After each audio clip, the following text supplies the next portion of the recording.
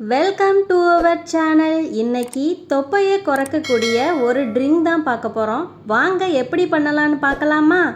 ஒரு பாத்திரத்தில் 1.5 டம்ளர் அளவுக்கு தண்ணியை ஊற்றிக்கலாம். இப்போது இந்த பாத்திரத்தை அடுப்பில் வச்சு இது கூட பிரியாணி இலை சேர்த்துக்கலாம். பிரியாணி இலையில் பாதி அளவு எடுத்து சேர்த்துக்கோங்க. இதில் வருஷ கணக்கில் நம்ம வயிற்றில் தேங்கி இருக்கக்கூடிய கெட்ட கொழுப்புகளை கரைக்கிற தன்மை இருக்குது. கூடவே ஒரு துண்டு அளவு பட்டையை சேர்த்துக்கலாம். உணவை சீக்கிரமாக செரிமானம் பண்ண இது உதவும். ஒரு ஏலக்காய் எடுத்து சேர்த்துக்கலாம். ஃபேட்டை பர்ன் பண்ண இது ரொம்பவே உதவும். 1 டேபிள் ஸ்பூன் அளவுக்கு சீரகம் எடுத்துக்கலாம். உடல் எடையை குறைக்க இந்த சீரகம் தான் அதிகமாக நமக்கு ஹெல்ப் பண்ணும்.